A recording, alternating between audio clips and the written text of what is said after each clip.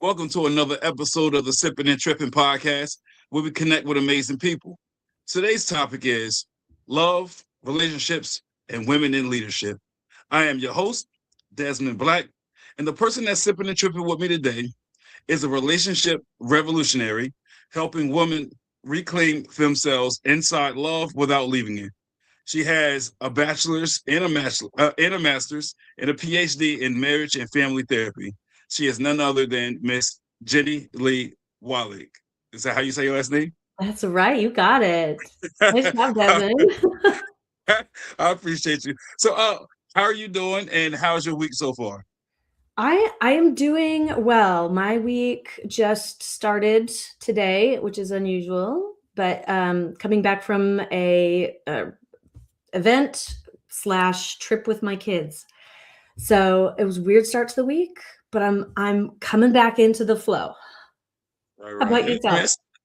Oh, my week is good so far. I started a new job today, so it was different because I was without work for a couple months, and so it was different just to sit there for a stretch. But I Mhm. made it through, and it's not like working is foreign to me. I'm used to it. It's just about reconditioning myself. So Oh yeah. I'll get back to the swing of things, and I work the next few days all the way up into Saturday. So So by you'll next week I should be adjusted. yes, yes. Like I That'll said, be the great conversation indeed. is gonna be great. That's right.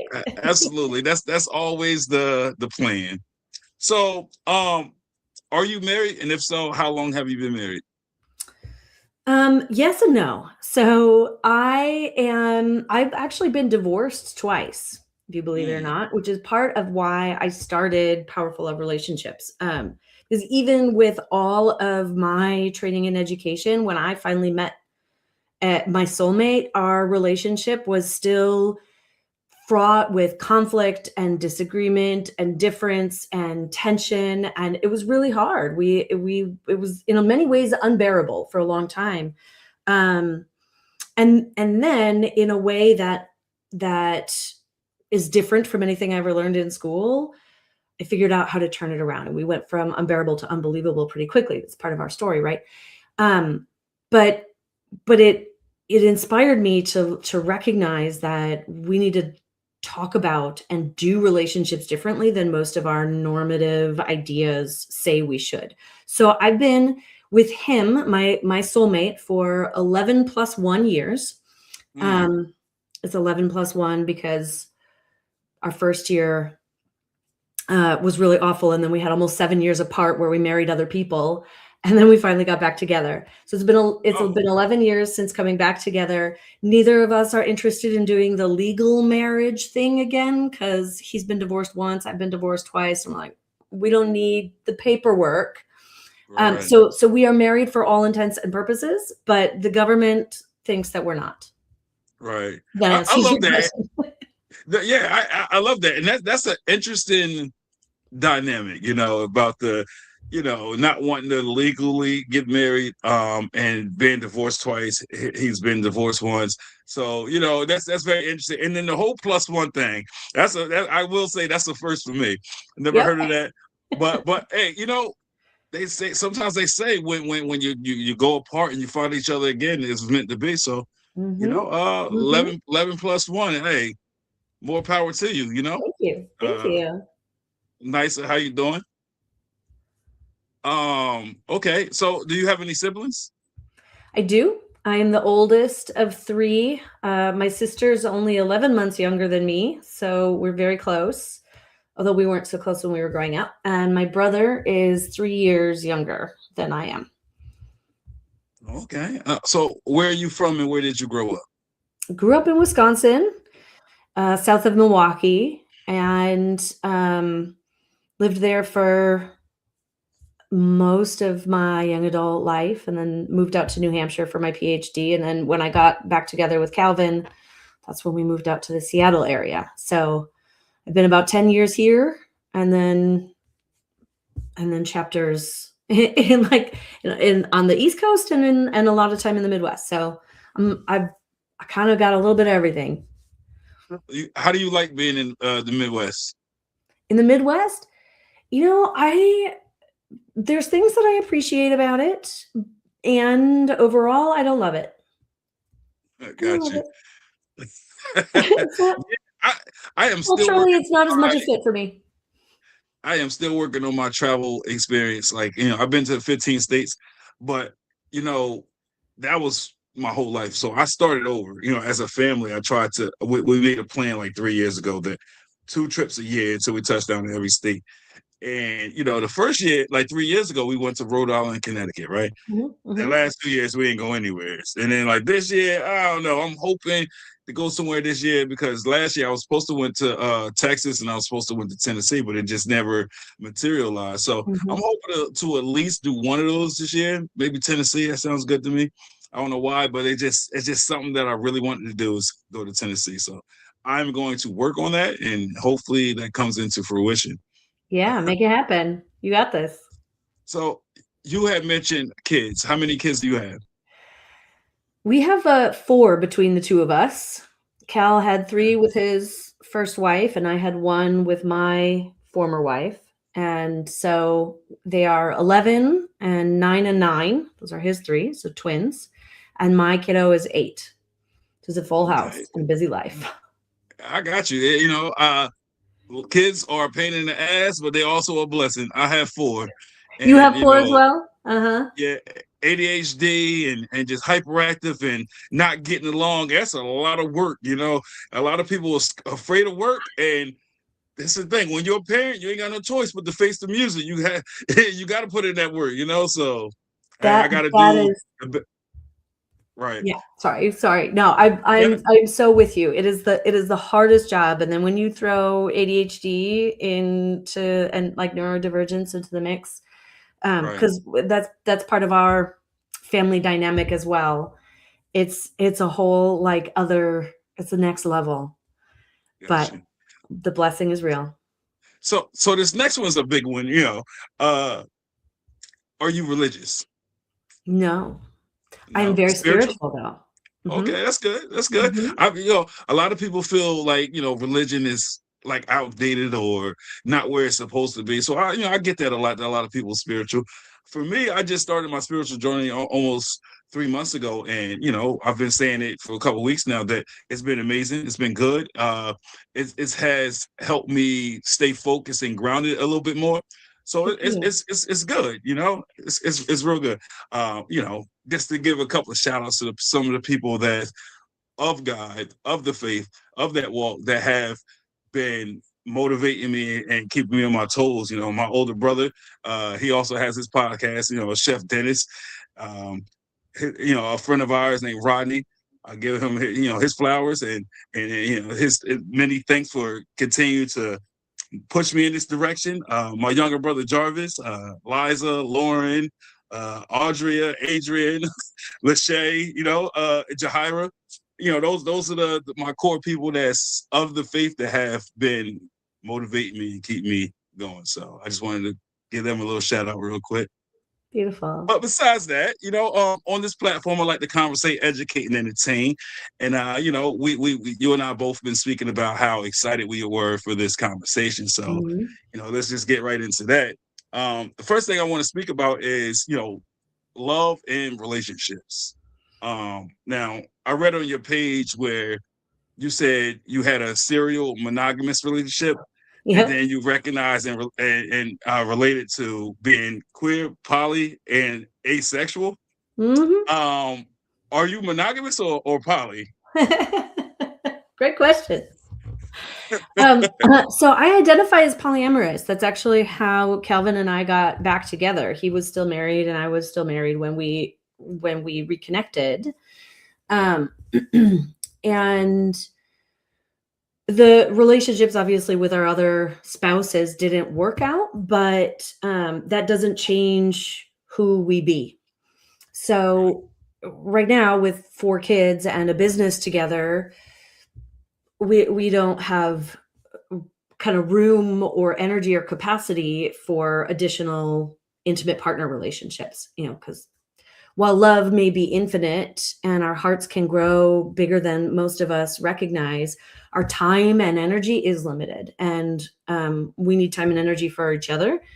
And We give a lot of time and energy to the kids and to our business.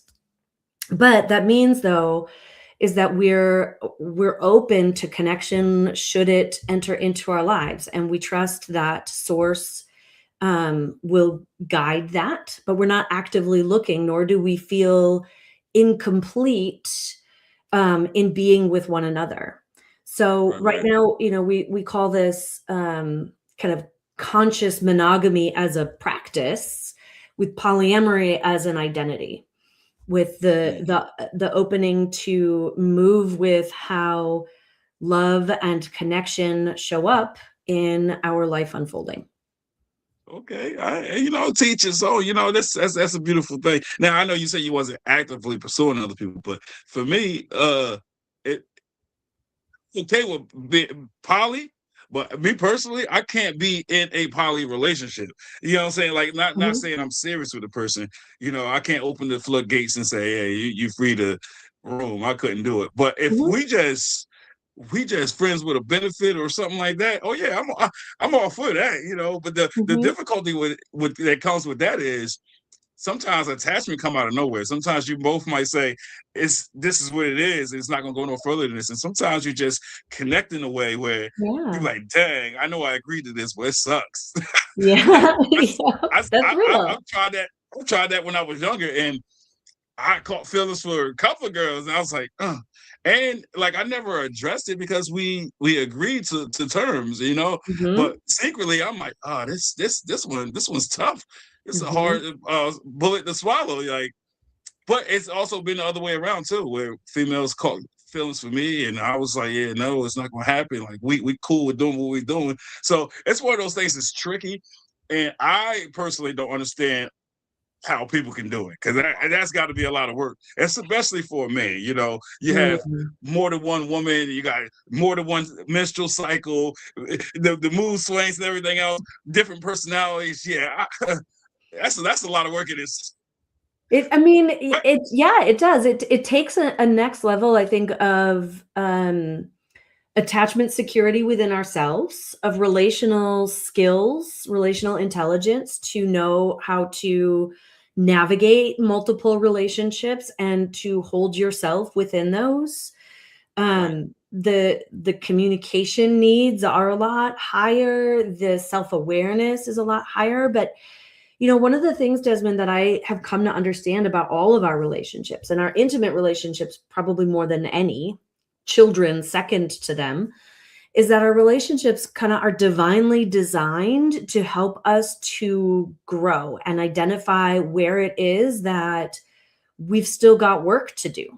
And if you're willing and open to take those opportunities, the opportunity of jealousy or of connection or of insecurity or of overwhelm in not being able to know how to respond to like mood swings, those are invitations for us to grow and to become a better version of ourselves. And so I myself, I find, am someone who loves a good challenge, who loves to grow, and right. I'm clearly very obsessed with like relationships. It's been my passion and focus throughout my career and my life, personally and professionally.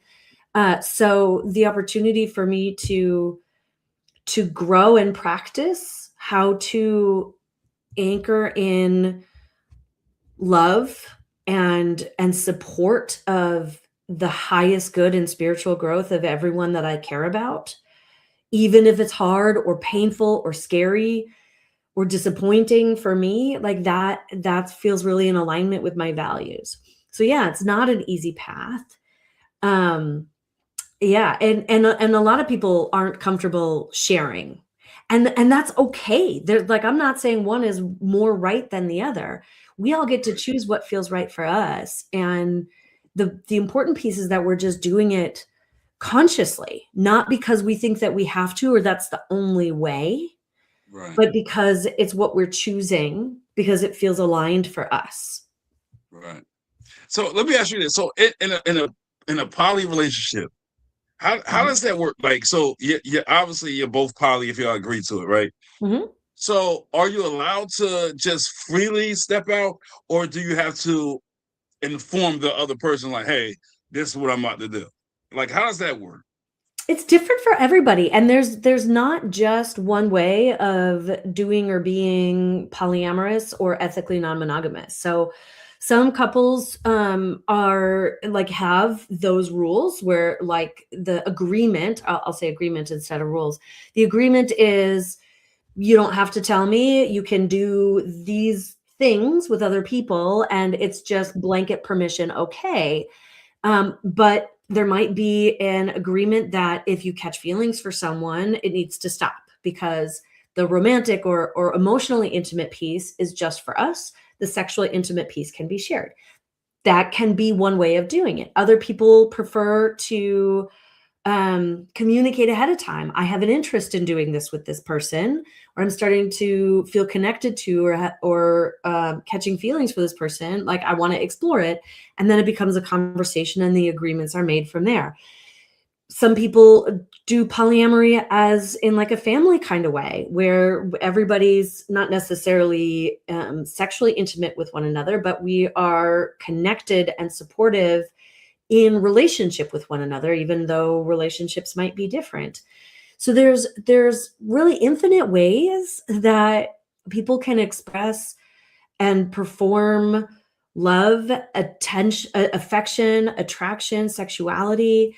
And it's important to name too that polyamory isn't just about being able to have sex or be intimate with other people. Polyamory is a relational orientation. It's about how we relate to people and opens up the door to have love, to share love with more than one person. Interesting. And it's a couple of things I'm gonna touch on a little bit later, but that coincides with what you just said. But I have a good question. I've heard it throughout my years of living, and I think it's fitting to ask you. Right?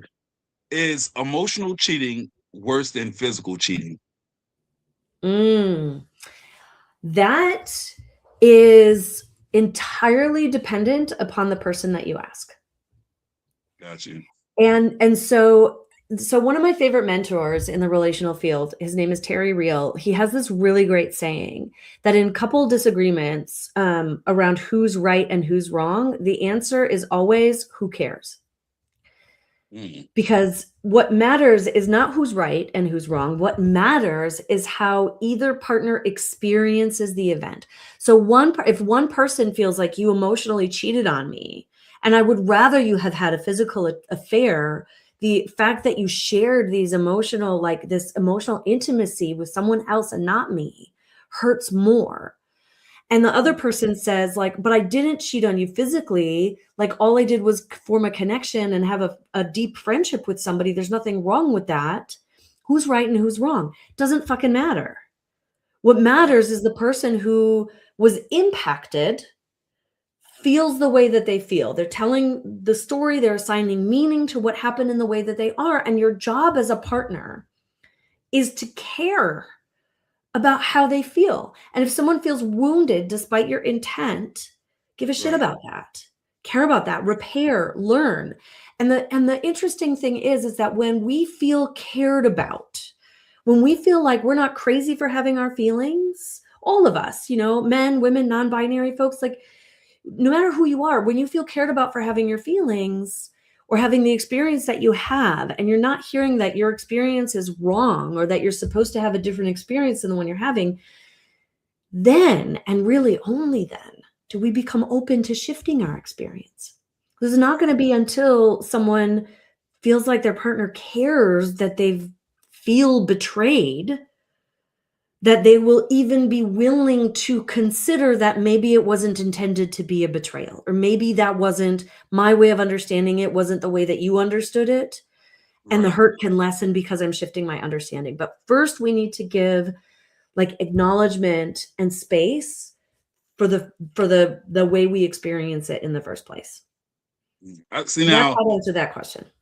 I like the way you broke that down. It just, like I said, like we was talking about before we went live, is I enjoy conversations like this. Like it gives me a fresh lens to look at things through a different perspective. So it's pretty good, and that's one thing that a lot of us, don't do is consider the emotional impact of others. right? Sometimes we stand in our own way and we say, well, I don't see the problem with it, so it ain't no problem, right? But Right. what we should be doing is speaking with our significant others or our other half, or however you want to put it, and do a deep dive in their feelings. So, I appreciate you for putting that out there, and I'm pretty sure it's a lot of viewers that's going to be watching this that will enjoy what you just said. Mm-hmm. Now, in relationships, right? Should you share everything with your partner, including passwords, or should there be a line drawn in the sand somewhere?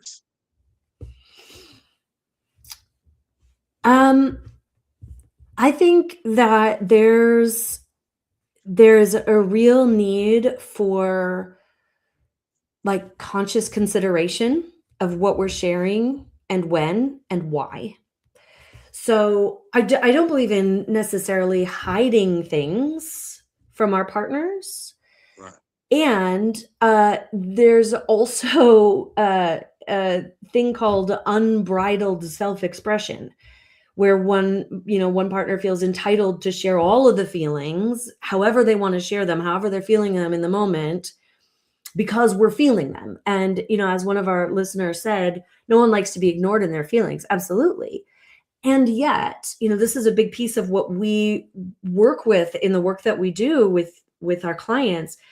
Like, we all have our own shit to own. And sometimes the way that we feel and the way that we're reacting, it comes from our stuff. It's not because our partner did something necessarily wrong. So expressing our feelings, we get to be responsible for how we express our feelings, how we share information, what information we share, why we're sharing it. And I like to define love, Desmond, as the willingness to consciously respond for the highest good and spiritual growth of everyone involved, even when it's hard, scary, challenging, inconvenient, even when you don't want to. Like, that's what it means to love someone. So you think about, like, I want to share this with you, but is it going to be for the highest good and spiritual growth of everyone? Maybe, maybe not. Or I don't want to share this with you, but if you withhold this information, are you doing that from fear and self-protection because you don't know how your partner is going to react? Or are you doing that because you recognize that not saying this is going to actually be more supportive to the relationship than saying it? And that's the key. If you can get this in your relationship, like this shift from kind of automatically reacting to situations and just unconsciously being in relationship thinking that we know how to figure it out, to slowing yourself down and getting conscious about what you're saying, what you're sharing, what you're doing, why you're doing it, where these feelings are coming from, whether it's helpful to share them, whether now is the time. Then now you're staying in your power, and you can have a much better relationship because you've moved into a place of empowerment as opposed to just a place of unconscious reactivity, which usually comes from some form of self-protection and usually doesn't serve the overall highest good of the relationship. So again, my answers are probably never going to be really black and white and clear, except to say that in relationship, right and wrong is rarely a really clear line because we're dealing with human beings and we're all different. Right. And so the best practice is always going to be what is it you're trying to co-create here? What is love asking of you? Who is your partner? Who are you? What feels like it's in alignment? Are you showing up in response to fear, self-protection, reactivity, or are you showing up in a way that is loving and intentional? And if you're doing that for the relationship that you're in response to the person that you are, you're going to create something much stronger and much more beautiful than most people get to experience in their relationships, because most people aren't doing that. All right. Love that. Yeah. That's some good stuff. You just unpacked it right there. So that's pretty good. Now, this next question, though, I know it don't really pertain to you because we know how you feel about marriage, but generally speaking, right, is marriage an outdated institution? Great question. I don't know.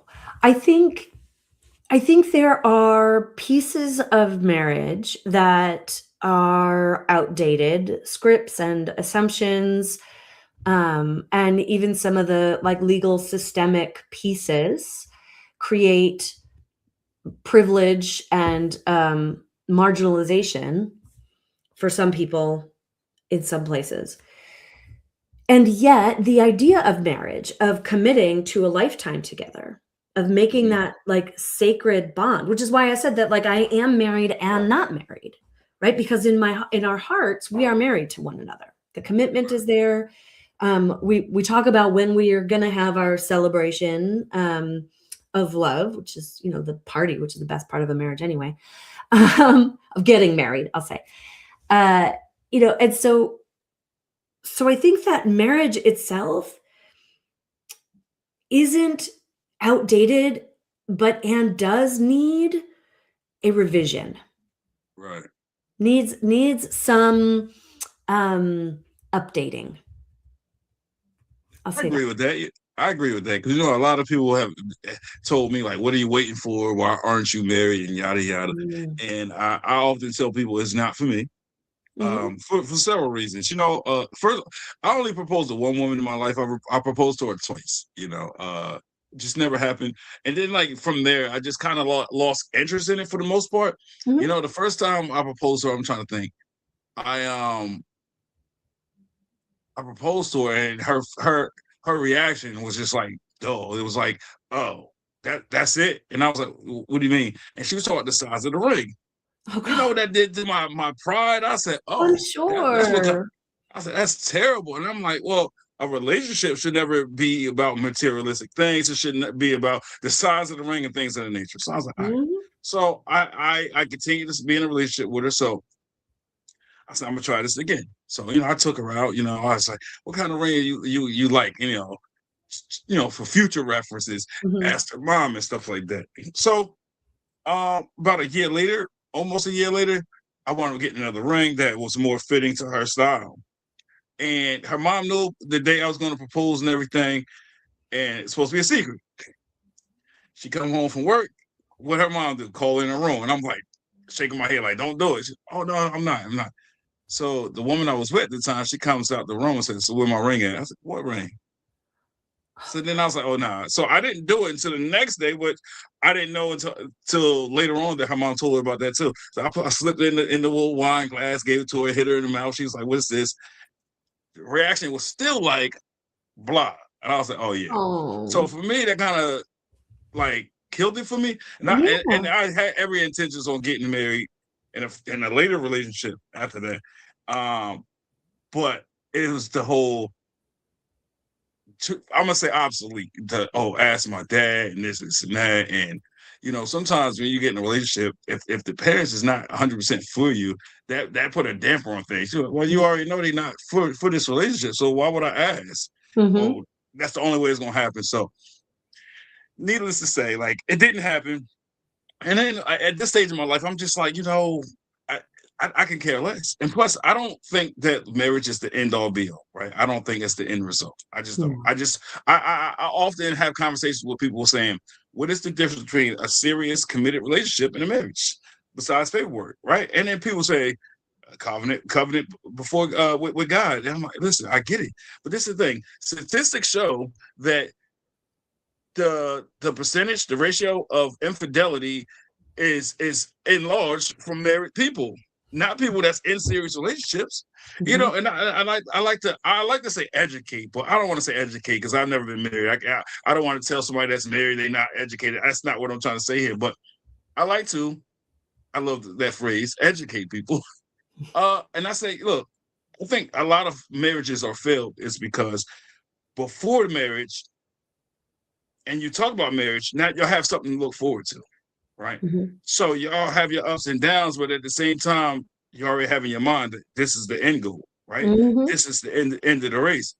So it's always something that's going to be draw y'all closer and fighting for something. But Yeah. once you get married, you're no longer fighting for that because now you have that, and there's nothing beyond marriage. So I think once you get married, for most people, they get complacent And you might be growing with the person, but you grow differently. Right. So you live in the same household. So you grow together, but you grow differently. You got your career path. I got my career path. You got your hobbies, you got your interests, so on and so forth. And it's just like, you might be stuck with your past traumas. This person might be ready to move on from it. So you deviate. And it's like now without that incentive there, that oh, I want to get married. I want this prize right here. Without that, it's like every day is like Groundhog's Day, Yeah. and I think that's where it comes from. But and I tell everybody, you don't believe me? Do the research. You go to the library. You can go to Google. Statistics show majority of people that have failed relationships are married people. Infidelity is high with married people, and that's a fact. You can't argue facts. So at the end of the day, it's like you say it's a covenant with God, but most of the infidelity is with married people. So why am I going to pursue that? Why am I chasing that? So it's just a lot of things for me why I can care less about marriage. Makes sense. And then also in marriages, people have this perception that they own you, right? That ring on that hand, it's like my ancestors was ball and chain. You know what I'm saying? So it's bondage. When people go to prison or jail, they're known by that number, right? Slavery, bondage, captivity, and a lot of people are held captive in marriages. A lot of people say, "Oh, it's cheaper to keep them." I hate that saying. I really do, because if it ain't working, it ain't working. If it's gonna cost you some money, so be it. You know what I'm saying? So, that flair, that happiness, that joy, a lot of people that get married, they lose it. And so, for me, unless something changes, it's not for me. Well, and I totally appreciate that, Desmond. In fact, my whole podcast series in the month of March, kind of in honor of spring and the rebirth that spring creates, is about like a living relationship, how love dies, evolves, and is reborn. We have this perception that a lasting marriage is one that like stays the same. So you work up to this happiness and you get married and you're happy together and you think that that's like you've hit that epitome, as you're saying, and people get complacent and they're not actively growing it. And the truth is that it's like the pre-marriage identities after you're married, like that excitement and anticipation of that end result dies. And now you have to rebirth and re-evolve who you are as a married couple. And then who you are in the beginning of your marriage, like that sheds its skin and needs to be reborn. And so it's an evolution that we don't anticipate needing to go on in our relationship journeys. Because just because you're married doesn't mean that you've done it. You've won the prize. You've got it. Like, no, the prize comes, marriage just is a part of the journey. The prize comes from sharing a lifetime of co-evolution, co-creation, of co-growth. And sometimes you grow apart.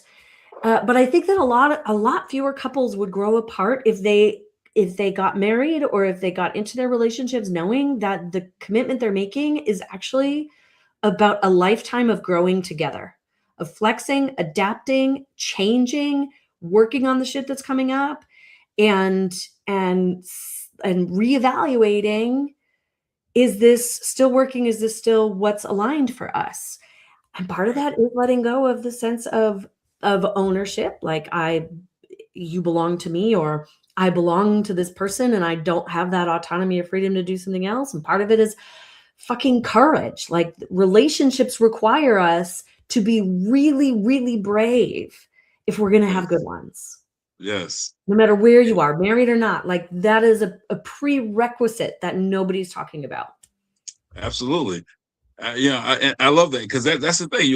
Every day it's a learning curve. It's a process, right? It's not a race. It's a marathon, And when things get tough, you don't supposed to shy away from it or run from it or distance yourself. Nah, that's not how that works, And that's another thing when we was talking about marriage. The vows get broken every day, for better or worse. A lot of marriages, when their significant other gets sick, the other one be so quick to want to leave. Or if one gains some weight, the other one like, oh yeah, you ain't the same person, so that's not love. So what we need to do is really sit down with ourselves and come to terms with what we really want in life and what we value, right? Because we should always get into a relationship with the best intent for the right reasons. Not because of money, not because we think we can mold that person to be something that they not. It's which is fitting for my next question, right?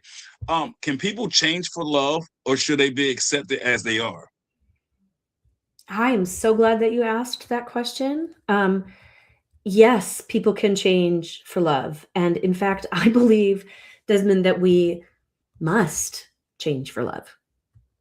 That is actually part of the design of our relationships, is to help us to see where we are meant to grow and change.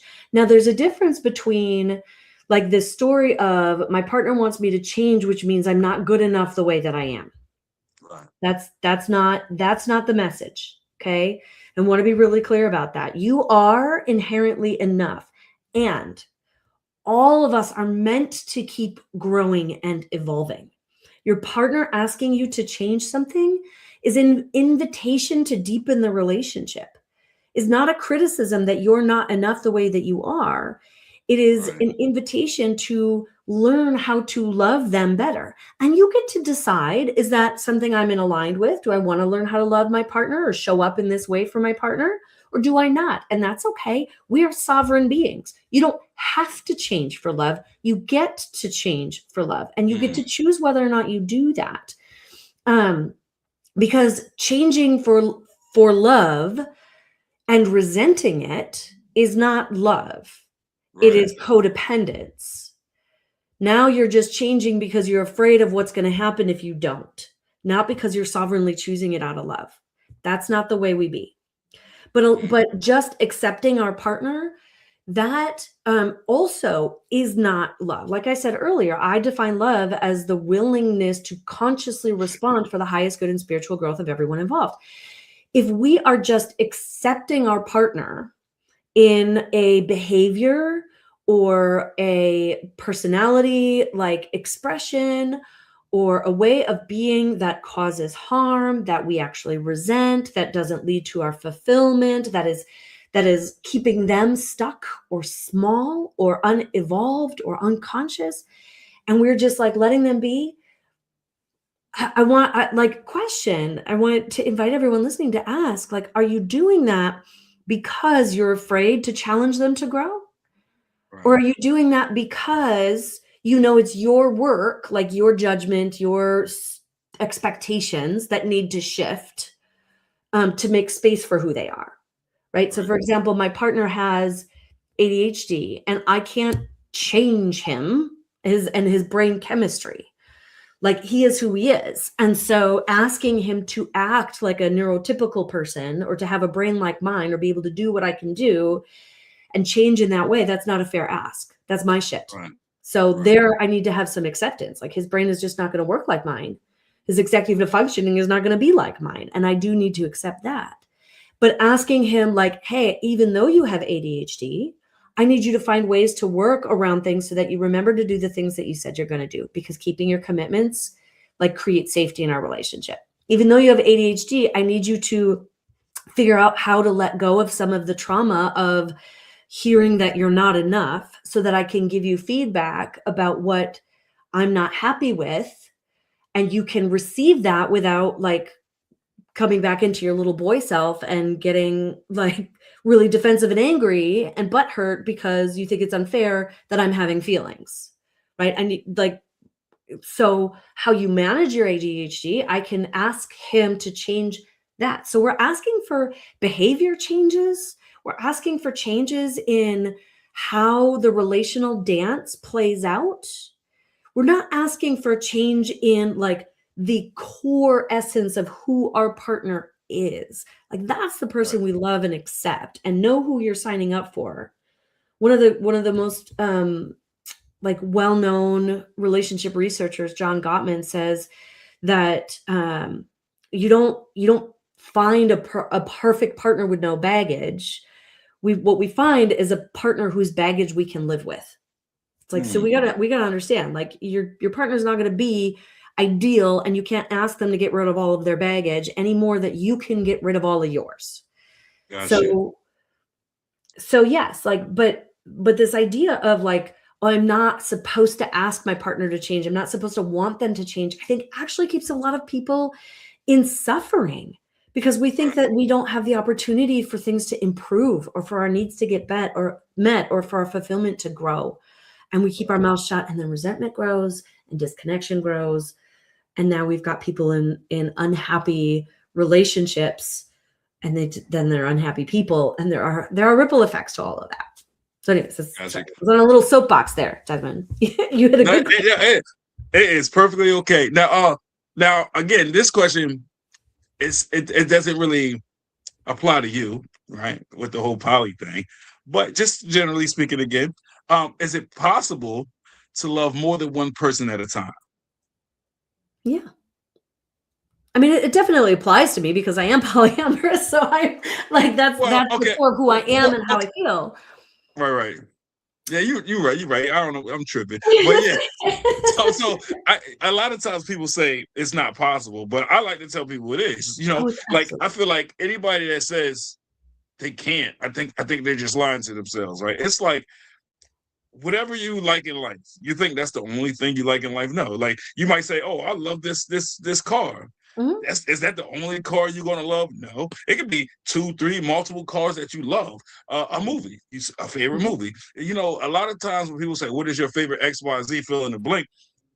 It's hard because you Mhm. love more than one, right? Same Mhm. thing with people. It's human nature. It's a feeling that we cannot control. That's why a lot of times when people ask for the definition of love, you can put somebody in a room with 1,000 people, and all 1,000 gonna have a different definition because it's one of those things that we can't put our finger on, right? It's one of Mhm. those things where it's the unseen, it's the unknown, and it just happens. It's just organically there. We just have this abundance of emotions, and we can't control it. We can't explain it. So it's like if you love more than one. For instance, you know how many times I heard people in a relationship or a marriage and their significant other might die or something like that, and they were, oh, I'm never gonna love somebody else. Bullshit. Because guess what? A year later, they're in a new relationship and they say, I love you so much. And Yeah. you're the end all be all. It would never be another you, right? It's just what it is. It's who we're attracted to in that moment. It's who we connect with, right? It's all about connections. Can we Well, connect with multiple people? Yes. mhm. And I Uh, like to remind people of the way, like, if they're parents or can imagine being a parent, the way that you can love your first child and feel like they are just the most incredible, beautiful, perfect human in the world, and you could never love anybody as much as that first child until your second child comes around. right. And your heart creates space to love your second child and your third child and your fourth child, as we're both parents of 4, right? We know this. Like, Right. our heart didn't close off just because we had one huge love. Our heart expanded. Right. And so the love is there. And we parents don't like to say that we love one kid more than another. We love all the kids the same. But the truth is that's not true. Yeah. We love all of our kids differently. Right. We have love for each of our children, but the relationship is differently. I connect with Absolutely. this kid in this way. I connect with this kid in this way. This kid and I love to share these experiences together, while this kid and I love to share this together. Right. And Right. we can do this here, but I can't do that with that kid. And that is very much like how we can love other adults in our life. And it doesn't have to be sexual, it doesn't have to be romantic, Right. right? But like your siblings, you love all your siblings, you love both your parents.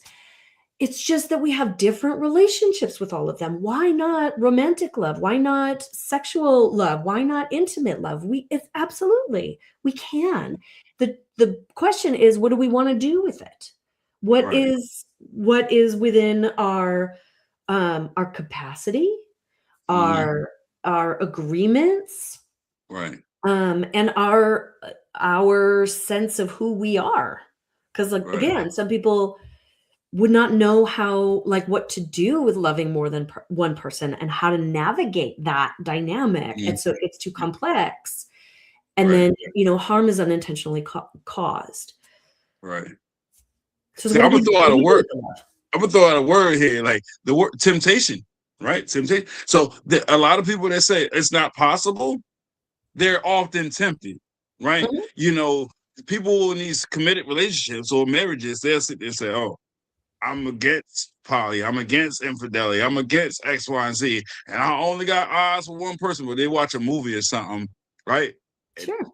Lustful eyes, or they're Mhm. out in society and they act like the oldest trick in the book, act like they dropping something so they can catch a glimpse, a Mm. glimpse.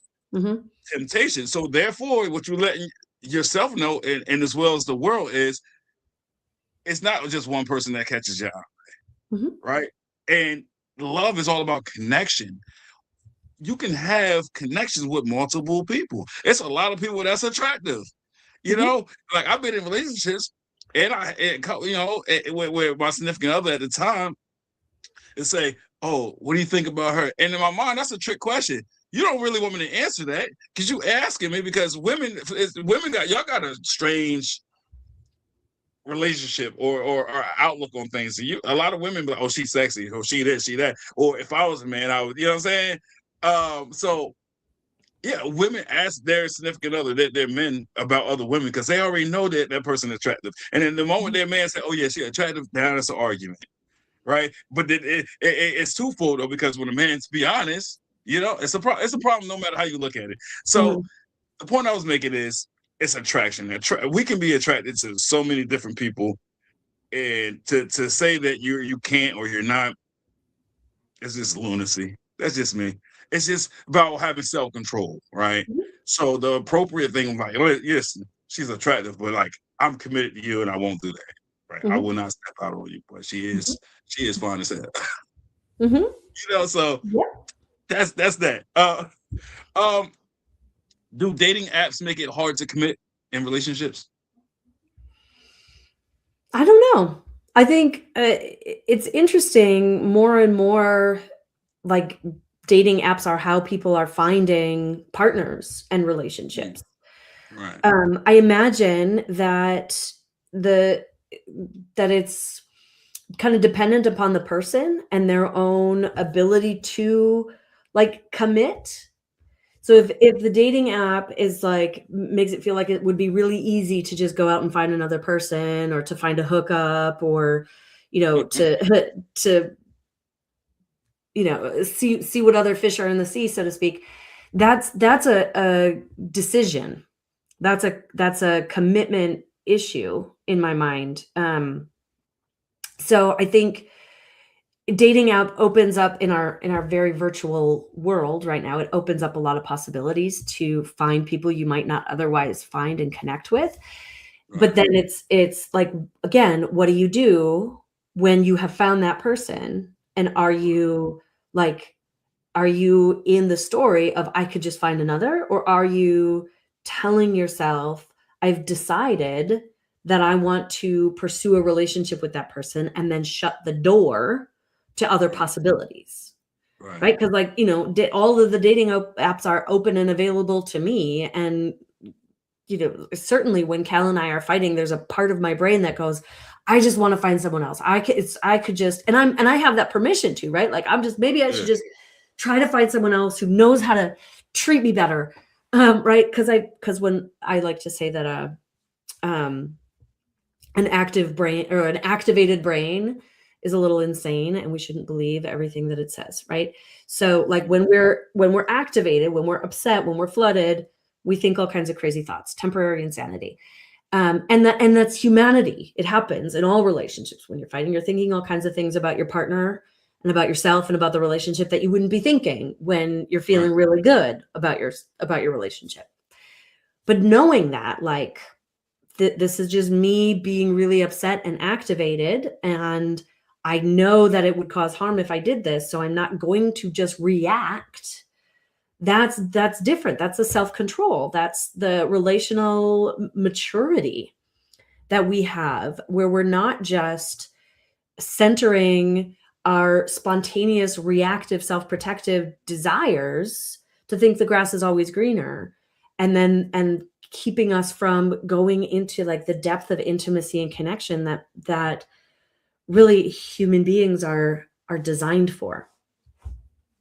Okay. Now, I already have my answer for this. I'm just curious what you have to say for the viewers and the listeners, right? Should people use social media to check on their partner's activities? Mm.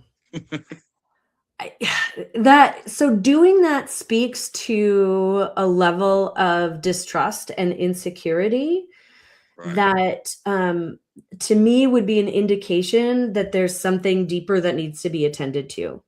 So again, I don't think the answer is yes or no. I think like, could Cal check on my social media activity? Absolutely. Would I be offended? No. If he wants to see what I'm up to on social media, is he doing it because he's taking interest in my life and what I'm posting and what I'm sharing?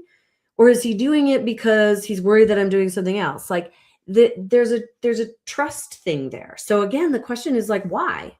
Are you checking in on them because you don't believe who they present themselves to be or what they're Right. telling you about their life? Right. If that's the case, then there's a deeper issue that needs to be addressed. Or are you doing Right. it just because you feel like you've had past trauma and this is your shit and they have not necessarily demonstrated any reason to just trust them, and you're just like now kind of snooping because you're looking for something? Our brains are going to find what we're looking for because we can twist information in lots of different ways. If you are curious or if you feel distrusting of what your partner is really up to, talk to them about it rather than going to look for evidence to prove yourself right.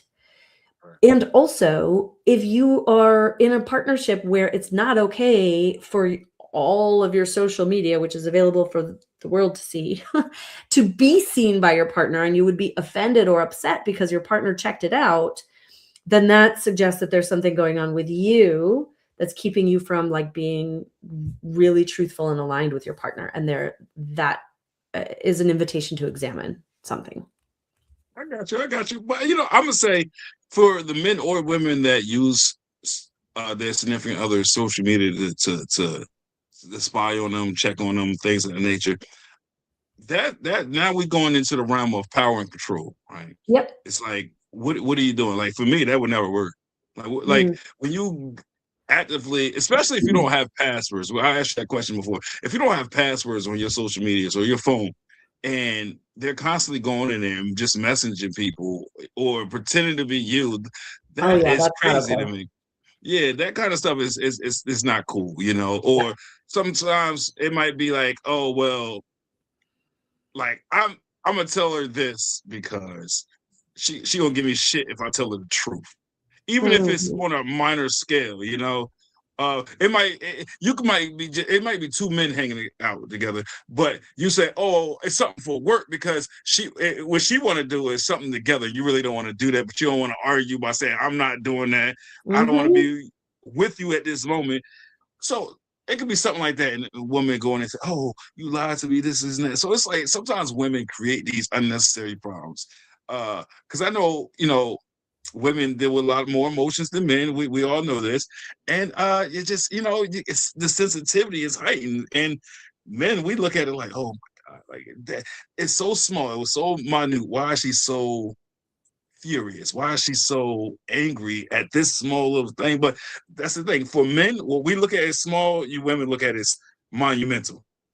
Sometimes. So it's one of those things where at the end of the day, you got to sit down with yourself and your significant other, and that's when you go through these things. And that's why it's very important to know your personnel before jumping into a relationship, right? Mhm. You get to know each other, right? Because we don't do that these days. We jump headfirst into relationships because of lust or appearances and things of that nature. We don't take out the time to get to know that person for who they are. So now we in a relationship, and it's like now we facing that brick wall. It's like, dang, it's either shit or get off the pot, right? It's Mhm. like you got to react fast. So if we take the time out to get to know each other beforehand, it makes it easy for us to navigate through difficult times like that. right? You know who this person is, you know what that person like, what they don't like, and then it just makes your life easier. But like you said with the marriage, it needs to be restructured, right? Mhm. Need to be rewired, reprogrammed, because we just got to take out that time. Like back in the day, like our parents and stuff, it was different, much different relationships. Like the Oh whole yeah. courting and all that stuff. We don't do that these days. It's just Mhm. different. So Mhm. I got Yeah, it. the getting to know you part often happens after the relationship has already been established. And But see, now you try to play catch up though. Once the relationship Mhm. is already established, now you're playing catch up, and it's like those building blocks should have been in place already. Now it's like you stumbling and fumbling, like you like, you got to think on the fly, and that's when a lot of mistakes happen that way, Yeah. Yeah. right? So, yeah, I think regardless of the path you take, like when you hit those stumbling blocks and you need to slow down to get to know your partner, right? Right. And it brings me back to this, like, who's right and who's wrong, who cares piece. Right. That um the point is, let's figure out who my partner is. Let's Mm-hmm. honor how they experience the world. Right. Um because and we get really stuck in this, like, my way of thinking about this. It's like, oh, it's such a small thing. My way of thinking about it is the right way, and you're making a big deal out of it. That positions us as in othering, right? Like, where rather than being a team, it's me versus you. Right. And partnership is about being a team. Now, on any team, it takes some time to get to know your teammate. Right. And the truth is, like, we tend to get to know our partners best through what doesn't work. Mm. Because there's, even if you grabbed one of those books or that a deck of cards that's got all the questions, like, ask your person this before you get in a relationship. There's books out there. You could grab that and you could do that. And Mm. you're still not going to ask all the things.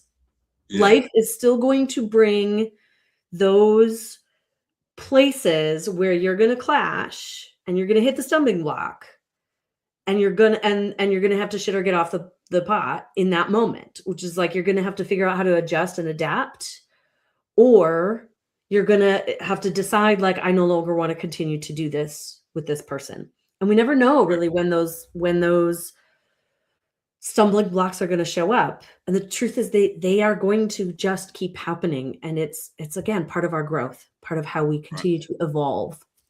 Right. And that word I always tell people is work. Can't be afraid to put in that work. Mm. You got to have patience, right?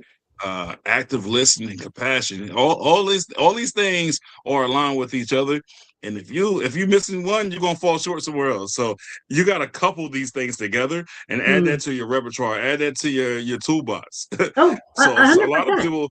A lot of people, they got this checklist and they say, okay, I check this off, I check this off, I check this off. I'm good. I don't need the rest of it. That's not true, Mm. because Mhm. you need all of that, because all of that make up love. It makes for not perfection, but it makes for completion, Yeah. right? So Yeah. if you got a chain link fence and you take some bolt cutters or something and you cut it and it's broken, so you Mhm. need all of that to work together, right? So that's Mhm. that.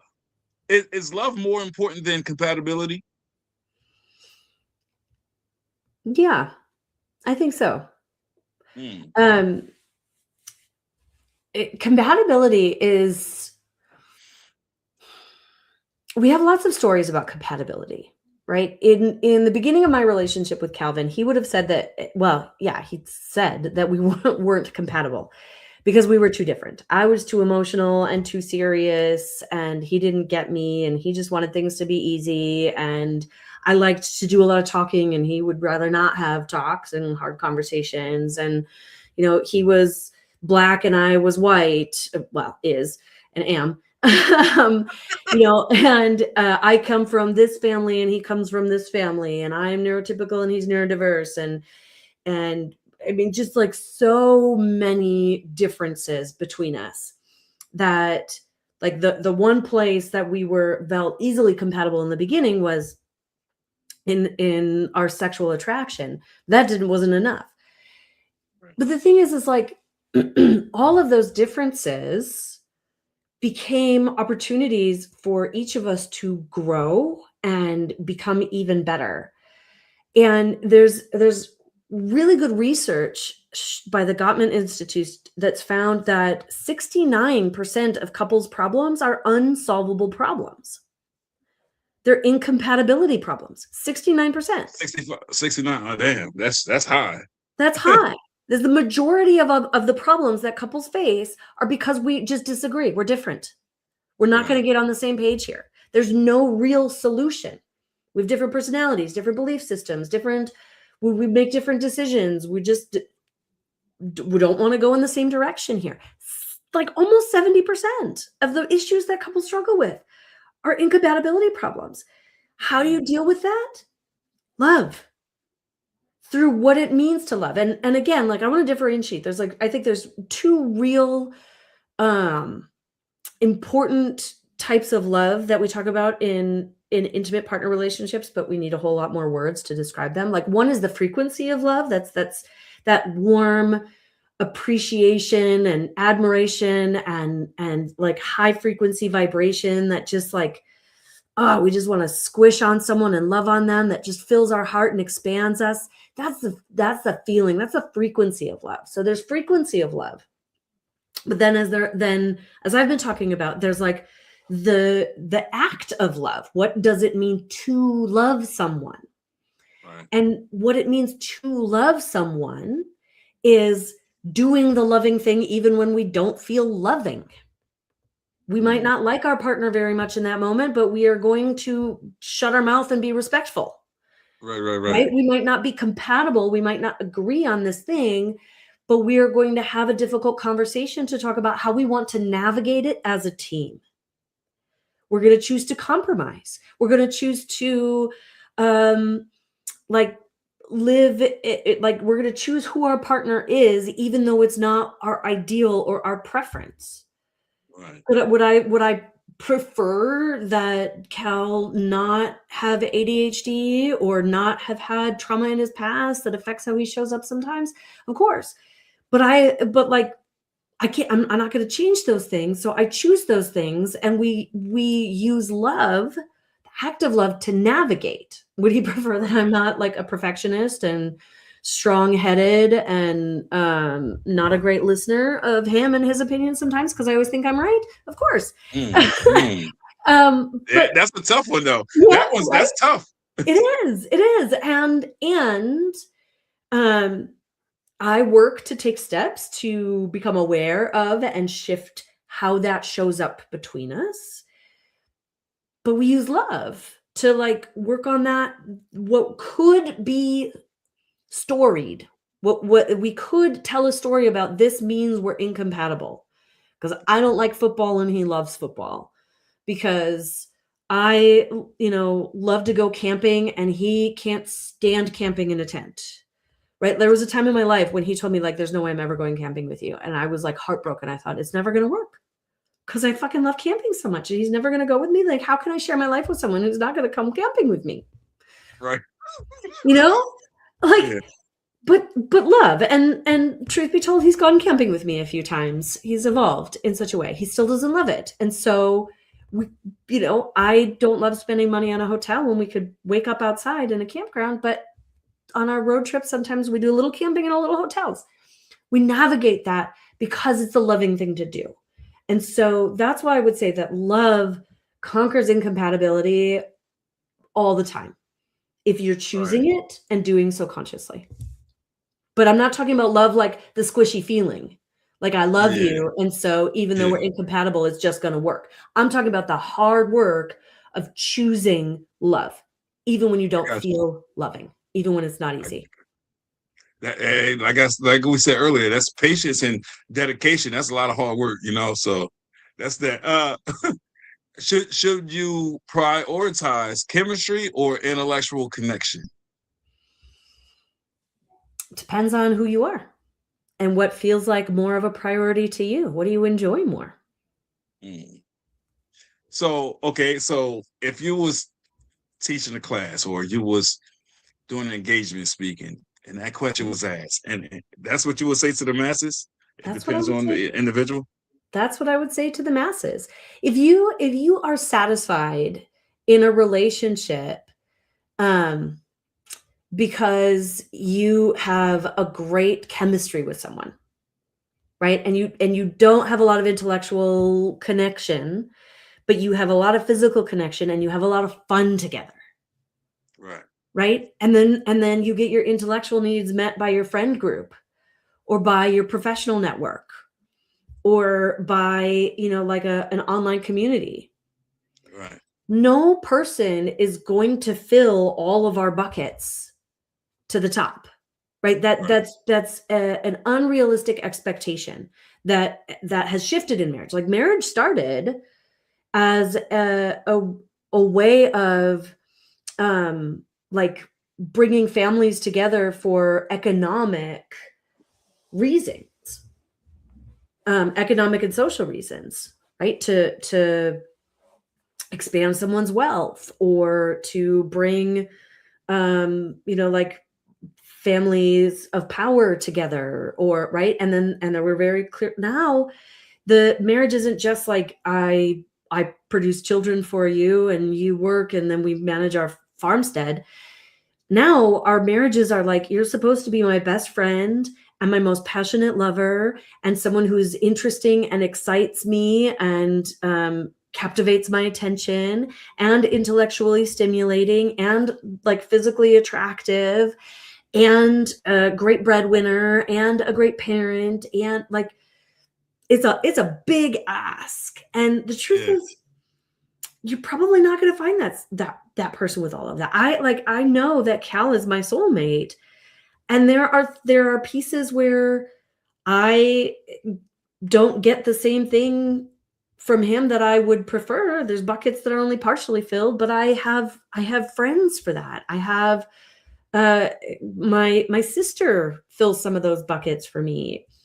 If he wants to watch football, he got buddies that he gets to watch football with, right? Like, so yeah, it really depends on your priority. Right. If you can connect really intellectually with someone, but there's no chemistry, that might not work for you. As someone on the asexual spectrum, like I am,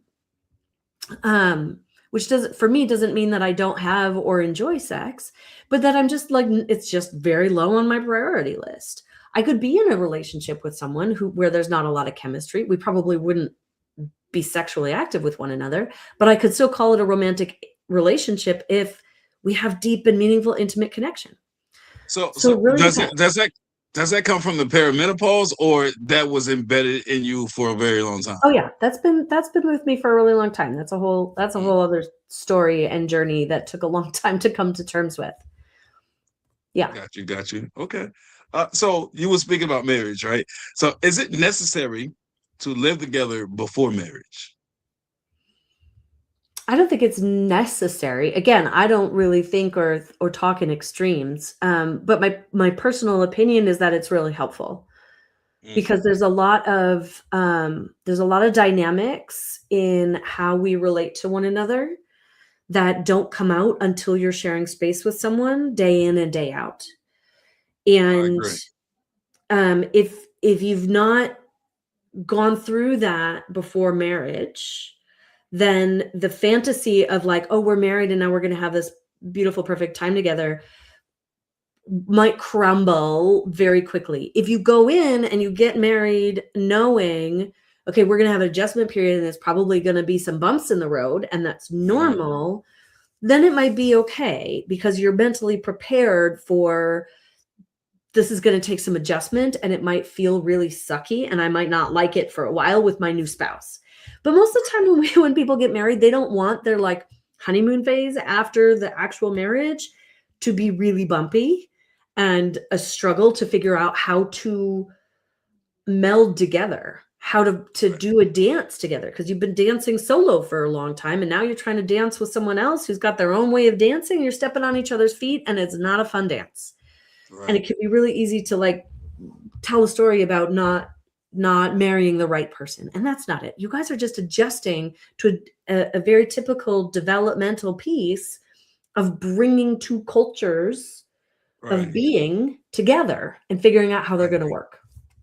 So, and that's the one thing about, the religious aspect of marriage that I don't agree with, because it's like, all these people, I ain't gonna say these people, when we as Christians, we say you get married. I mean, you don't sleep together, you don't live together before marriage. I am so against that, because this is the thing. Before you have that live-in experience, it's easy to put up a facade. Mhm.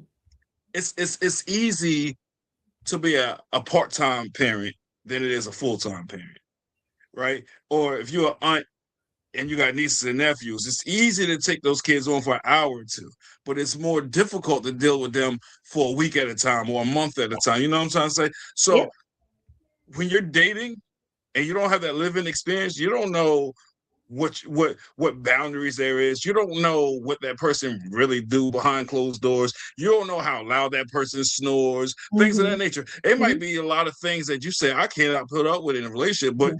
you saying we're not going to experience that until we get married. Now you got to experience it on the fly, and you want me to take these vows for better or worse. I don't know what Mhm. worse is. I don't know what better is. I don't Mhm. know what you're capable of doing behind those closed doors. I don't know how your hygiene is. We said they said we going on a date Friday at 8 o'clock. Oh yeah, you're gonna get ready for that because you're trying to impress me, right? Yeah. I don't know if you shower every day. You know what I'm saying? Mhm. You Mhm. can put it on the show for a date or two, but how Sure. consistent is it, right? So I think that's why it's important to have that living experience before marriage. That's just me, Mhm. you know. Yeah, I So I I agree. I think it can really create a lot more ease in the relationship in the future. Because too, like marriage can, yeah, growing together and learning from each other absolutely is what we're doing always at every stage of the relationship. But what I have found is that when people like kind of seal the deal with marriage, there's a new level of pressure. And right, our minds start freaking out a little bit because we start thinking like, "Oh shit, is this gonna be how it is forever?" Like, "Oh right, no, I signed up for this?" And so all of a right. sudden you're learning all these things about your partner or your spouse now that you didn't really know was part of the package, and now instead of it being something that you get to consider whether or not you want to sign up for, that you get to talk about and work out, our brains see that as a threat because it could now be the life we have forever. And so for those of you who are listening, if you do make that choice, just know, if you know going into it, like, yeah, it can still change. You can still work it out. It just might feel different on the other side of marriage. And if your belief system and who you be, your culture allows you to try out the relationship by living together before getting married, it can help clarify a lot of things and it can help like smooth the way and give you some of the skills that you need to handle all the other like life challenges that are going to come your way inevitably through the course of sharing a life together. Because success in marriage is not about finding the right person.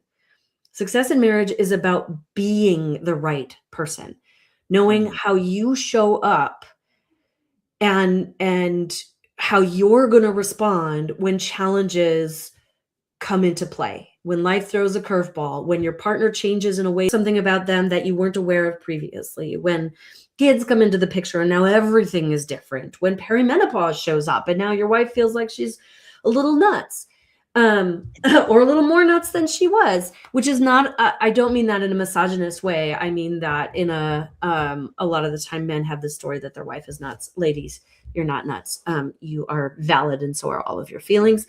Um, it's just like we need to know, we need to have the skills to be able to navigate that so we can grow together and learn from each other throughout the lifetime.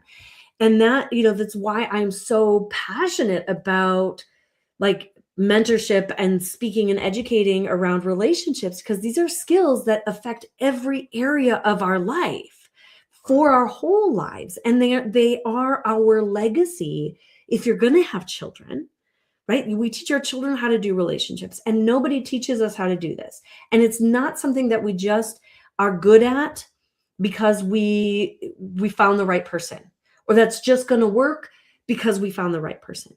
Because life changes and people change and circumstances change, and we need to know how to be the kind of person who knows how to choose love, who knows how to navigate these things, who knows how to be in partnership through all of the changes and the bumps in the road. Got you. What role does jealousy play in a healthy relationship? I don't know that jealousy has to play a role in a healthy relationship. Jealousy is going to come up on occasion. It's this weird emotional mix of insecurity and fear and missing out, and sometimes possessiveness and distrust. Like it's a strange emotional experience that warrants some unpacking. So I think in the most resilient relationship, when jealousy comes up, the role it plays is as an indication, like a flashing pay attention light, that there's something to be unpacked and healed, whether that's for one partner individually or whether that's in the relationship dynamic. So jealousy doesn't have to be there. Like, jealousy is not an indication that I love my partner because I'm jealous of them having a best friend or being friends with their ex, or right, like getting to spend time going out and I'm not with them. That is actually an indication of some distrust and some insecurity. So let it teach you. Let it be a catalyst for growth and healing, as opposed to a mark of pride and possessiveness, because I don't think that that's necessary in our relationships. I think that if you're feeling uncomfortable, angry, frustrated, upset, and like jealous is not a comfortable emotion to tolerate in our nervous systems, then that's something worth paying attention to, so we can shift it so that you can be in ease and love and trust and safety in your relationship as often as possible. Okay. Well received. So is it ever okay to lie to your partner? I am not a fan of lying personally. I don't I'm a big truth teller. You know, like I really advocate for telling the truth even when it's hard or scary or painful. That said, like I've said before, Desmond, I don't like to talk in extremes of always or never. And so I'm slowing down and thinking, like, is it ever okay to lie to your partner? And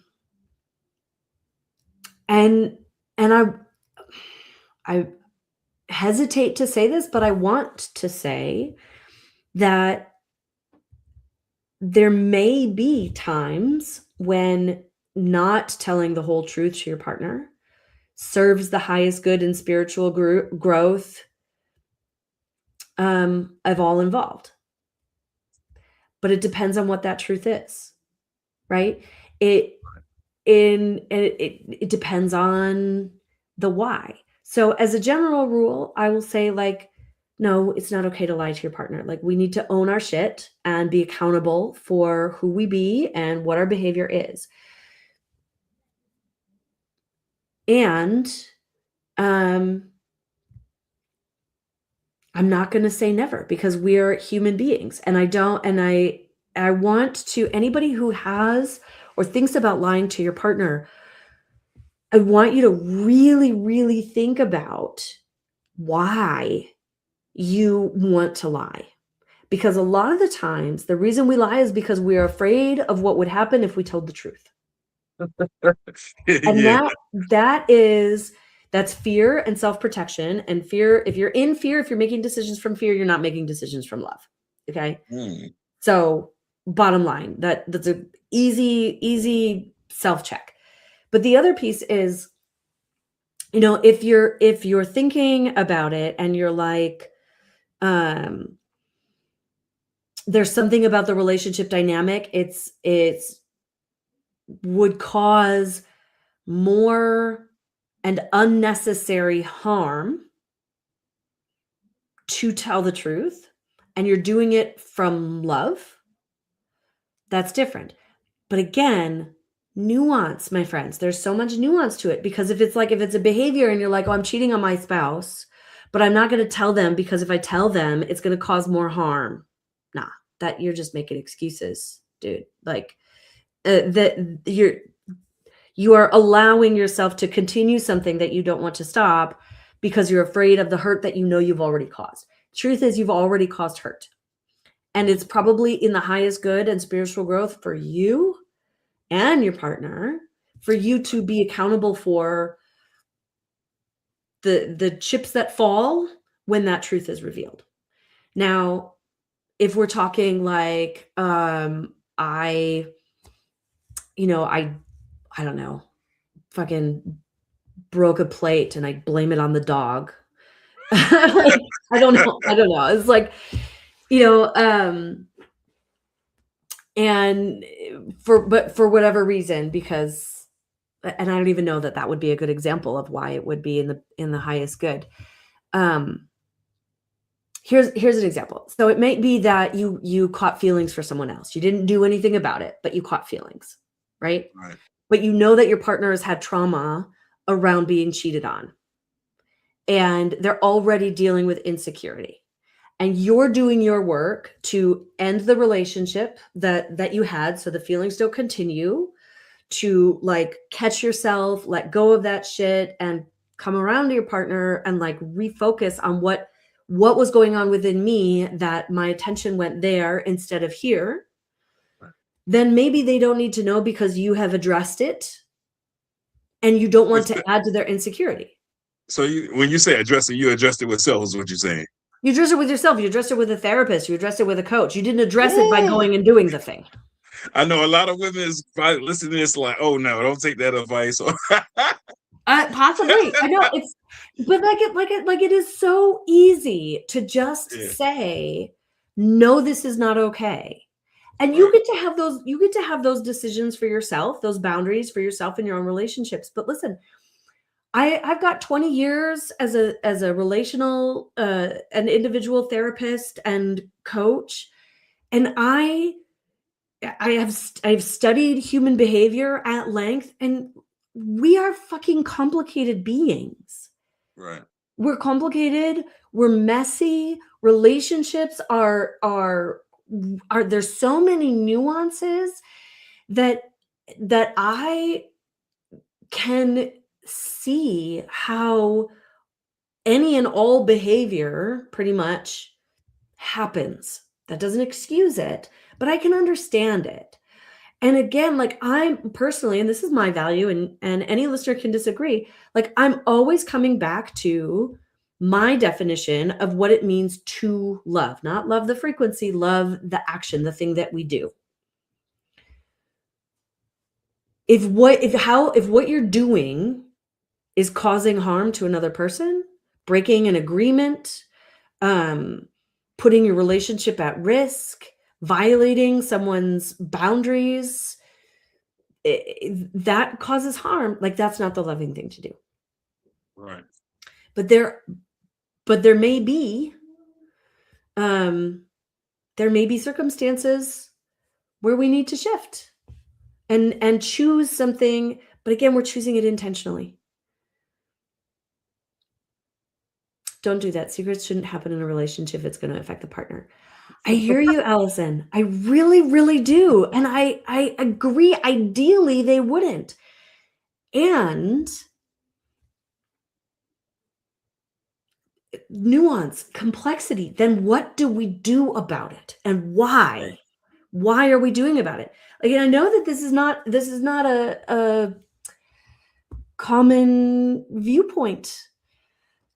But the more that we can make space for compassion and perspective taking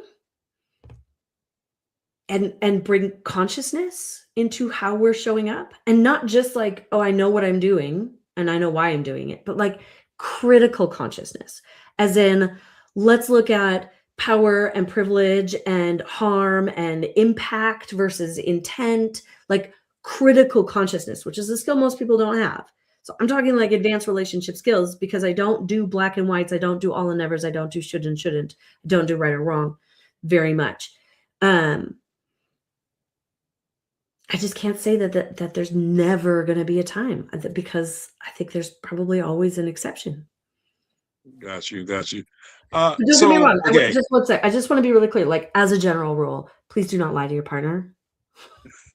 Just tell the truth, and don't do the things you think you're going to have to lie about, because then you're out of alignment with what you know is in the highest good of the relationship, and you're doing something that you know your partner would not like to do. That you got to face owning that you want to do this thing and letting that unfold and advocating for yourself. We don't just go do things because we want to. We're going into advanced level relationship consciousness here, guys. So I'm hoping you can follow with me, but we're not like on the easy, simple conversation. We're on like let's get really real about humanity and own that we're all make fucking mistakes. But then what do we do about them? And I'm big on accountability first and foremost. Okay, sorry. No, you're good. You're good. So women's leadership and shifting relationship dynamics, right? How does women's leadership shift relationship dynamics? All right. So we finally got here. And I know we may not have all the time to like go into depth on this the way maybe we initially intended, which is okay, because maybe we can do a part 2 sometime. Sounds good. But let me talk about women's ability to shift relationship dynamics through their leadership, because this is my jam, guys. Here's the thing. First of all, I, as a relationship revolutionary, one of the revolutions I want to create in our relationships, aside from redefining this idea of love, which I've talked about several times, is shifting away from the idea that it takes two to change a relationship, right? That each of us has both power and responsibility and accountability for how the relationship is and how the relationship can become. Okay. So I like to say that while it may take two to tango, it only takes one to learn the steps and lead the dance. If you want to change a relationship, change who you be, how you're showing up, because we respond to one another. It's back and forth. We influence one another all the time. You're already leading your relationship. The question is how. Is it consciously and intentionally, or are you just leading it through your reactions? Because when I react this way, they react that way. And then when they react that way, I react this way to them, which causes them to react like this. You change one person's response in the cycle, in the pattern, and you're going to get something different in the cascade of interactions after that. So I talk a lot about women's leadership and women's ability to create change in this dynamic. Not because we should or are supposed to be the ones to do this. No, it's not fair that we already carry more relational labor most of the time. It's not ideal that just women are leading change in relationship. We need our spouses, our men, our women, our non-binary spouses. We need our partners to be in this journey with us, ideally. But the truth is, culturally, where we are right now in our, in a lot of westernized, industrialized societies, in our human consciousness, is that we women tend to already be carrying the relational labor, already be holding the role of the person who's trying to ask for change, trying to make things better, trying to get our spouses or our partners to step up and grow with us, trying to have those hard conversations. That's often the women's role, because we are programmed for the kind of social, I'm losing the language because this is perimenopause brain fog happening right now. This is fun. All that to say, right? Like we have already kind of been socialized in how to do these relational pieces, and that's not men's fault on a gender, binary, because patriarchy and socialization takes from them the ability to learn those skills for how to be emotional, for how to be intimate, for how to be vulnerable. And so we are often inviting them into that growth with us. And again, not fair that we should have to do that labor, and we have the leverage. Because if our spouses are resistant to doing that personal growth or relational work, and they're not doing it themselves, they will do it for us. They will do it because they love us. They will do it because they love the kids that we share.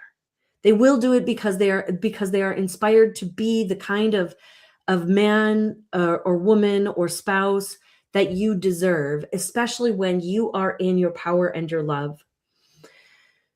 And so we have leverage. Women have a lot of leverage in their family systems, in their relationships, to initiate that change, to start this revolution where there can be a greater balance in our partnerships. There can be a higher level of consciousness, a greater level of satisfaction and safety and fulfillment.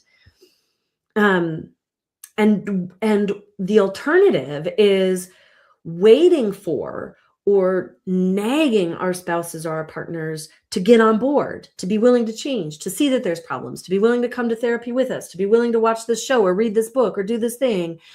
And if they're resistant, then we're just giving our power away, because we have to wait for them to be ready in order for things to get better. When the truth is, if you learn how to step into your power and authority, how to use your voice effectively, how to set boundaries and shift from overfunctioning and move away from criticism and finger pointing into accountability and loving invitation and partnership, we can have more influence and create more change in our relationships with less effort, with less energy than we're already spending. So it's not about doing more. It's not about fixing things. It's not about doing all the things or continuing the overfunctioning pattern.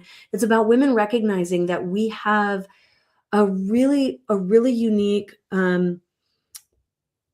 ability to initiate change in our relationships if we are willing to be the one to lead that, even though it's not fair.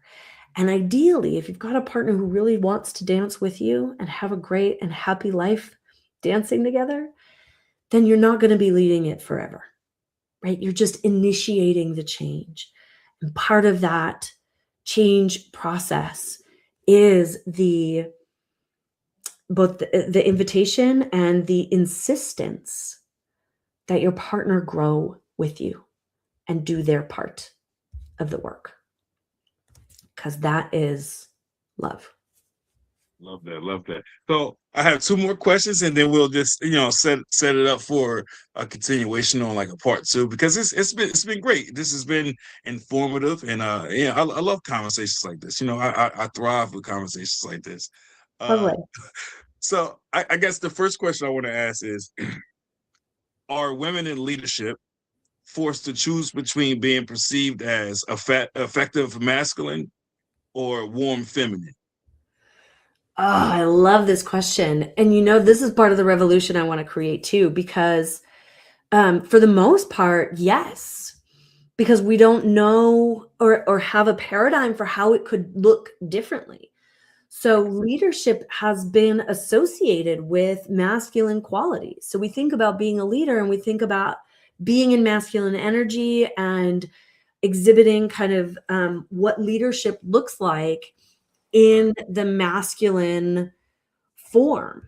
And so we don't know how to be in our femininity and be a leader a lot of the time. Right.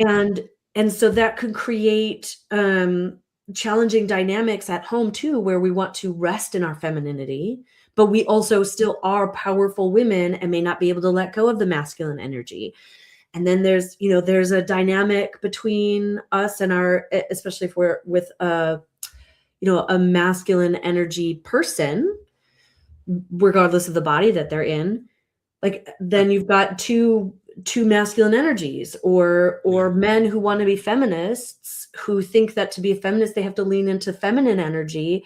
And now the women in their power and leadership have to now also lead their families because their men aren't holding the masculine container that they're craving.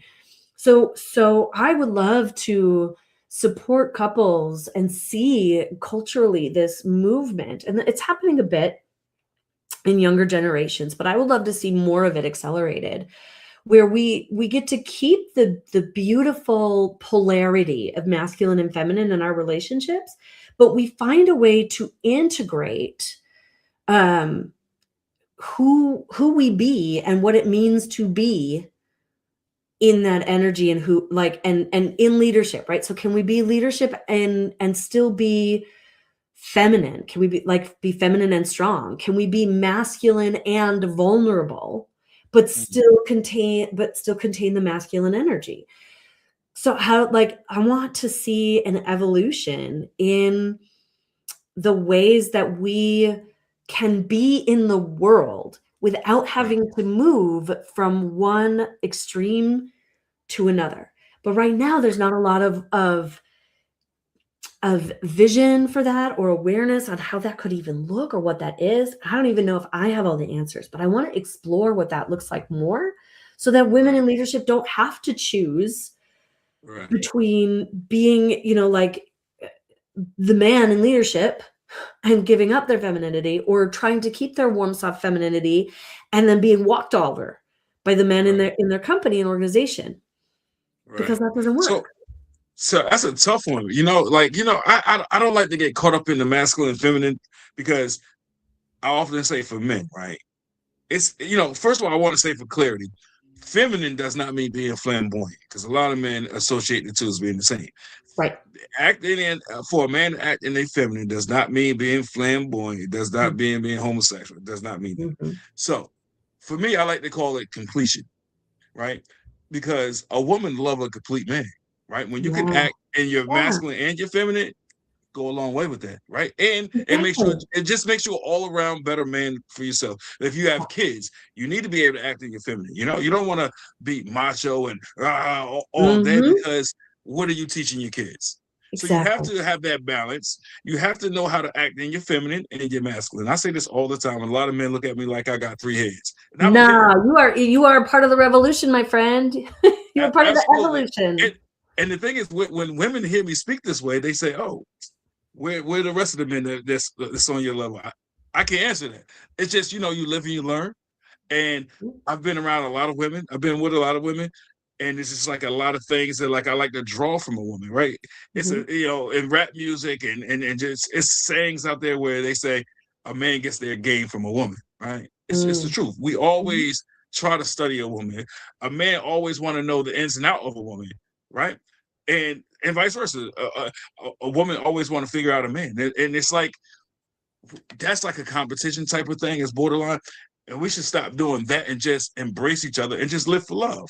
Yeah. When you were saying you don't know what that looks like, it's love, right? Where a woman shouldn't have to be in a feminine and worry about a man walking over them, right? It shouldn't be like that, because when you're in a relationship, you're supposed to be equals, right? That's your counterpart. And once you start seeing each other as equals, you won't get walked over. Whether it's the man walking over the woman or the other way around, you won't get that, because going into a relationship, going into life, it should be about love. That's how we brought into the world. Right, from a woman that nurtures us and brings us and makes us who we are. A man couldn't be a man without a woman, right? And as I've been doing, it's the last day of March. It's Women's History Month, so I just want to give you your flowers and your just due for all the contributions you have done as a woman, right? As a parent, as a wife. My flowers go to you, and I appreciate you for everything that you do in this world. Right? Because we all got a purpose, and we all got good qualities and good things that we do. So I just want to do that for you real quick. But again, that's what we need to do. We need to show more love. We need to walk in love, and the world be better off. It'd be better off. I agree. I agree. And I appreciate you naming this as wholeness or completion because we all have both masculine and feminine within us. And I think that, like, you know, part of my revolution, this relationship revolution that I'm so committed to is a great global healing from separation into wholeness through love, right? Which is exactly what you're talking about. And I just want to add, Desmond, that, like, as easy as it is to say, like, it is love, like the how is love, we still need to have a picture of it, because the truth is, like, the patriarchal separation is so ingrained, we're so indoctrinated into it that we don't often even see it.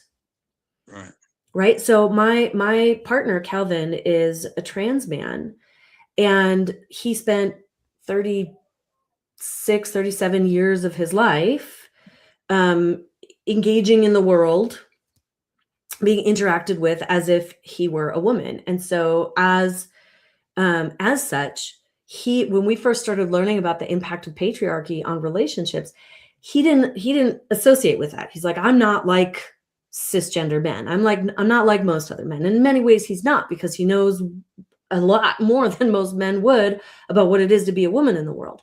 And yet he's still a man, and I am still a woman interacting with him as a man. And so the patterns between us, the ways that the expectations I have of him, or the ways that he interacts with the kids or doesn't, or which one of us does, like, is the first to go to the kid to comfort them, right? Regardless of whose kid it is. And 3 of our 4 kids are his kids biologically.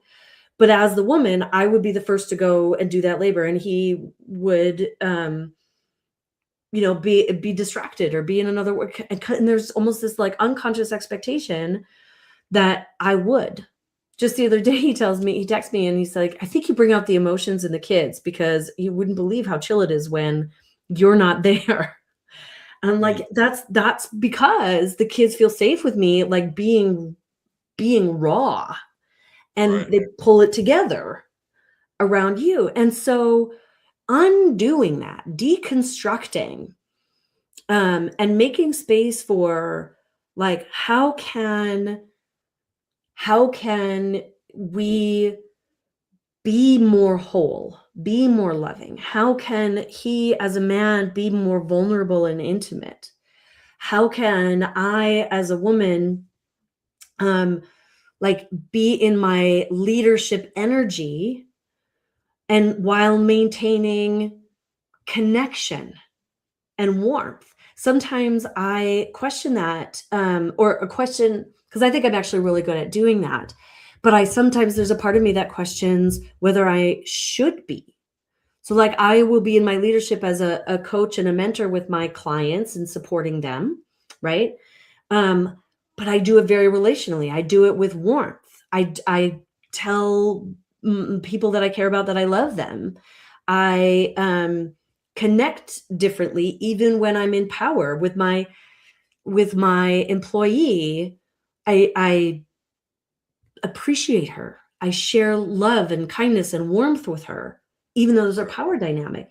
And when I had a previous business as a leader, I did that too. And it got really messy, because I was in this tension between, how do I prioritize people's, like, feelings and needs, and also stay in a position of power? We don't always know what that looks like, because it's a lot easier to just have it be separate. I'm in power. I'm in charge. I'm the boss. You do what I say. How do you do that relationally? Like, so there is some, it's not just as easy as, like, love. Love is the answer. Yes. But then what it looks like is something different. Right. Now, we had a comment right there. I mean, I was going to tackle it, but with me and Larry, we can go back and forth forever. So I'm not even going to touch that. I don't know if you want to answer that question for him. Because the one thing I will say is I just explained that a Mm-hmm. man being in their femininity does not mean being flamboyant, does not mean being homosexual, or nothing like that. So that's all I'm going to say as far as that. If you want to tackle that question, Larry, I would say I don't know that society is trying to make anybody do anything. There are, cultural pushes in some directions, often in multiple directions at the same time. I would say that the evolution of our consciousness through love invites a return to wholeness. The split of masculine and feminine, where men are masculine and women are feminine, and we're not allowed or supposed to have the other parts, or that is bad or wrong or not cool, that we lose our masculinity by embracing our femininity, or we lose our femininity by embracing our masculinity. That's a bunch of bullshit. Okay. Talk that shit. The invitation as we grow in consciousness and we evolve as human and spiritual beings is one where we recognize that we are all always both masculine and feminine. The masculine and feminine reside in the spirits of all of us. And we may express or live in one side of the spectrum more than the other. Some people in the middle, as the queer community is showing us, right? But by denying a part of ourselves, we cut ourselves off from wholeness, the wholeness of our humanity. And to embrace that for men in particular, because I think men struggle with this more than women in embracing masculinity, because there's power and privilege in masculinity, right? So we're a lot more willing to embrace that and take that on historically. But for the masculine, the feminine is less than. It is held in contempt. It is bad to be girly, right? Because it makes you flamboyant, or it makes you gay, homosexual, or it makes you, girly. And God forbid we be girly and emotional and weak. No, my friend, like femininity is none of that. So we got to take the contempt out of femininity, because as you named, Desmond, like men would not exist if it were not for women. Like biologically, we create life. And yes, we could do it. We need the help of sperm, but also it grows in our bodies. Okay. Yeah, we plant seeds, and we need help from a lot of sources. We need the sun. Exactly. Like to use a tree for analogy. We need the rain. We need things like that. Whereas it's not a 50-50 contribution. You guys have all that. Like, so once we plant the seed, you guys provide that nourishment, that water, that sunlight, that everything that needs to help blossom that and move it forward. So that's what you guys have. Like with a portal to a soul. I mean, there's a fucking soul that comes through our bodies. It's wild. Anyways, another story. But all that to say, right? Like, it is not, femininity is connection. It's relationality. It's softness, it's warmth, it's vulnerability, it's emotional expression, it's creativity. All of those things are beautiful things. Right. But we have, as a society, for a long time, associated femininity as bad and masculinity as good. We want the strength, the power, the leadership, the individuality, the independence. Those are prized qualities, and the opposite of that, which is the feminine, is what is devalued. And the truth is, when we bring that back up, we have wholeness. I never said masculinity is bullshit, but this is the thing. Two things I would say. One is, let's talk about like single parents, right? Say you take a father, they got sons, they got daughters. Well, you can't always be aggressive with your daughters. So how you have to be in the feminine, right? You have to then, with the absence of a mother or a woman, you have to acting that feminine. You have to be soft with your daughters, because these are all terms that's associated with femininity. You Yep. have to be compassionate with your daughters. And You know, your sons, yeah, because they need to learn that too. you're right, and this is the thing, and that's how, in turn, you grow, you help develop good fathers. You teach your Yes. sons to be that way. Now they know how to treat their sisters. They know how to treat their mother. They know how to treat their significant other. They know how to treat Mhm. women. And it takes you a long way. You can't just teach them to be strong every day, because, one, somebody that try to be strong every single day of their life is not truly living. So that's the one thing I wanted to say. Agreed. Uh, Dang, I kind of lost track of the other thing the other point I was going to make. But That's all right. but you know, you just can't be afraid to tap into the femininity. That's all I'm gonna say. Mhm. You know, I forgot what else I was gonna say, but I remember it for the next time. But yeah, that's the thing. I just want to break free from the stigmas and the Yeah. societal norms, because Mhm. that's what's bullshit. When people Mhm. put you in a bubble and say, "Oh, there's your ceiling. You can't grow from there. You can't. You done hit it. You gotta come back down here." No, there's no growth in that. It's Yeah. no growth. Oh, that's what I was gonna say. This is the thing. You could take this man and put him in a relationship with somebody, right, with a woman, and have him just be aggressive every day. Shut up. Go make my food. She might stay with you, but I guarantee you one thing: when you acting that feminine with her, you be chivalry and all that stuff. I guarantee you, no matter if it's a woman in the streets, a woman that's street smart, I guarantee you, take any one of those women and you will go further in that relationship once you act in that feminine. That's what I'm gonna Mhm. say to Larry on that. It's a positive. That is a superpower that a lot of men don't have. Mhm. And once you tap into that space, you have a superpower. It makes you superhuman. Mhm. So that's all I'm gonna say Yep. as far as that. So Yep. anything else you want to say before we close out? I would just add, like, acting in that feminine does not negate your masculine. Right. You can continue to be strong, Mm-hmm. right? And soft at the same time. You can Mm-hmm. hold the container for her emotional, like, fluidity, wildness, and Right. do it softly. And she's going to be madly in love with you, as opposed to just shutting down. I heard once someone describe feminine energy like the flow of water, Mm-hmm. right? With our emotions and our creativity and our energetics. And masculine energy like the container, like the banks of a river.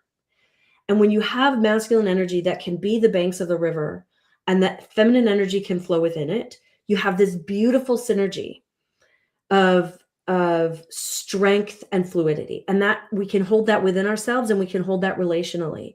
But banks of the water does not mean that we are totally rigid and unflexible. It doesn't mean that we are trying to squeeze her into something small. It doesn't mean that we are not allowed to shift or change or evolve as well.